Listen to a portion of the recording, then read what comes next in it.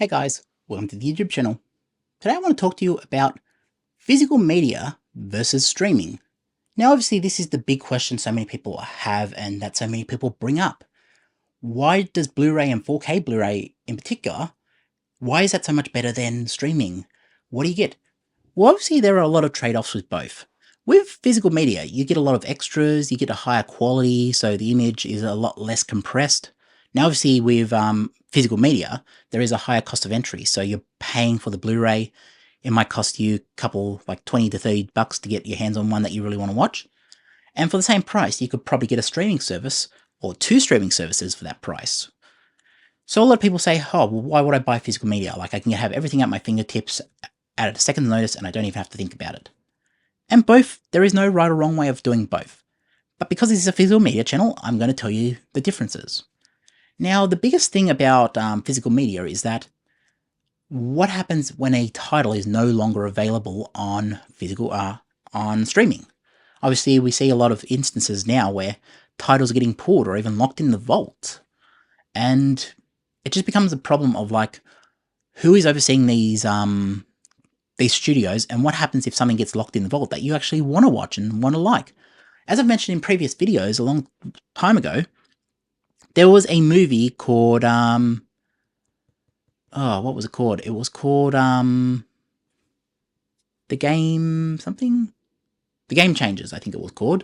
It was a movie with Daniel Radcliffe and Bill Paxton about the development of GTA San Andreas.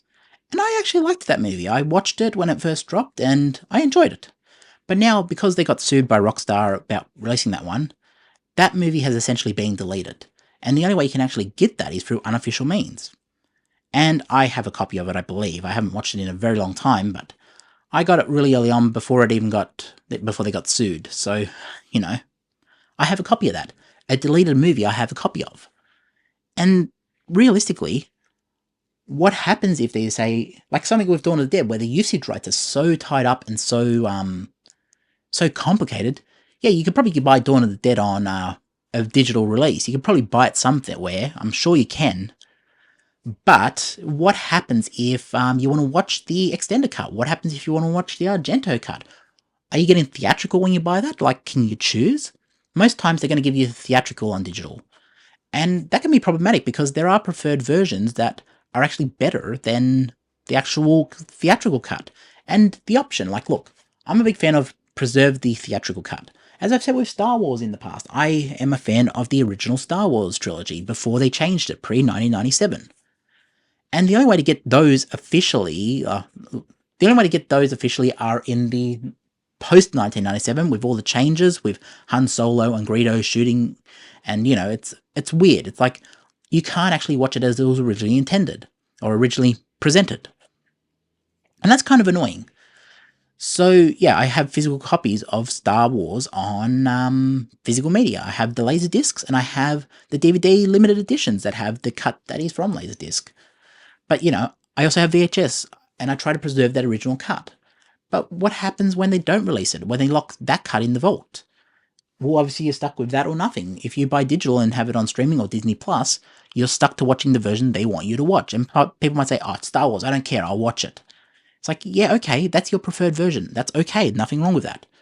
But if it's not my preferred version, I want to see the theatrical, as close to theatrical as I can. But if there's a better version, like if I like 1997, I have the Blu-rays there ready to watch the current editions of it if I want to. Options with physical media is that you can choose your own experience. That is the best option about having physical media. You can choose the experience you want. And you can't do that with streaming because essentially you're getting what they present to you and what they want you to watch and what they put in front of you. And also it's usually at a lower bitrate. Like look at Game of Thrones when that was presented on, I believe, HBO Max, and also it was presented on Binge here in Australia. That was done in a way that the blacks in that, the black levels in that episode was that they were really crushed, and like the noise over that, like the artifacting and all that, that was really bad because the lower bitrate, it couldn't read black levels too well. So in dark scenes, it just completely looked horrible. And then you have the 4K Blu-ray and it looks beautiful on that. So these are some arguments against it. Physical media is great for the collector. I'm a collector, and people might say, but that's half a housing deposit you got there. You could have put that into a house. Yes, and people spend hundreds of thousands on cars. People spend hundreds of thousands on addictions. People spend hundreds of thousands on whatever. I haven't spent 100,000 on this. But I'm just saying, like, your argument isn't valid because it's a hobby to me, and people spend money on hobbies. And you might say, yeah, you can live your life however you want. You can download it all from the bay. I don't care. But you don't need to tell every physical media collector, hey, you're spending too much on this. Like, we get it. We make the option when we buy it. And this is the thing. Yes, you can feel as superior as you want because you do this and you have nothing and you own nothing and you watch all yours through stream. But what happens when tomorrow or whatever, if they decide, oh, by the way, you're never going to watch Breaking Bad again on streaming. Breaking Bad being put in the vault and you'll never watch it again through us. Your only option is to go back to physical media. And this is a safeguard against the industry because if they do remove something like Wile E. Coyote, if they decided, okay, we've locked Wile E. Coyote in the vault, that movie's never going to be seen, but also we don't feel Looney Tunes fit with our corporate identity anymore. We're going to lock that in the vault too, and we're going to lock it away. You'll never see Looney Tunes again. You see what I'm saying? Like, they can do that, and if it's not on streaming, most people will be like, oh yeah, okay, I just won't watch it again. But what happened with Gone with the Wind? Like, I'm not a big fan of Gone with the Wind, but like, I should be able to watch Gone with the Wind, or Song of the South, or whatever. Like, to learn from the past, to ignore the past is to risk repeating it. And I think that we're in a dangerous precedent now where we rely too heavily on streaming and give too much power to the streamers. And look, I am a physical media collector for a reason. I am also a preservationist, and this is a way to preserve what it looks like and what it is intended to be. And I can cater cuts like Terminator 2.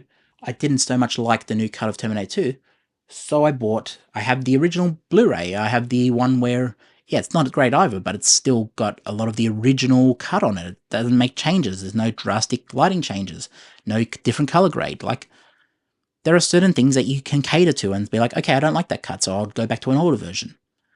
So yes, these are many benefits of physical media, and I'm sure people would get in the comments and say, and this, and this, and this, and this.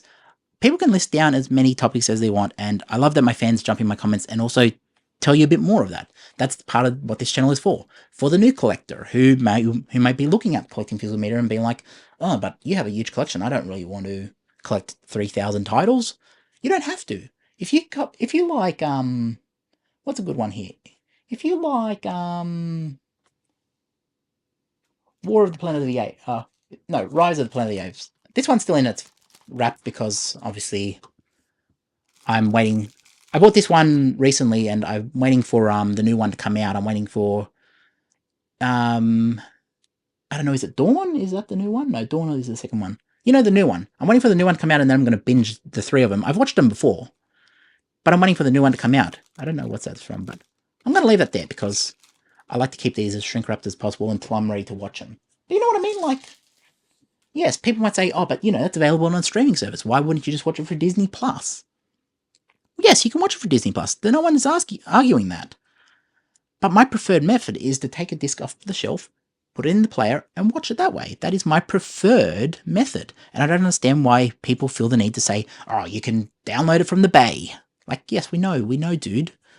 I remember LimeWire. I was there. So yes, I've ranted on for a bit and I'm going to stop it right here. What do you think about streaming and physical media? Which one do you prefer? Obviously, this is a physical media channel at heart, so there'll be a lot more collectors who collect physical media. But let me know. I'm interested to know what you guys think, what you guys collect, what you prefer when you do buy Blu-rays. Let me know, guys, and I'll catch you in the next one. Peace.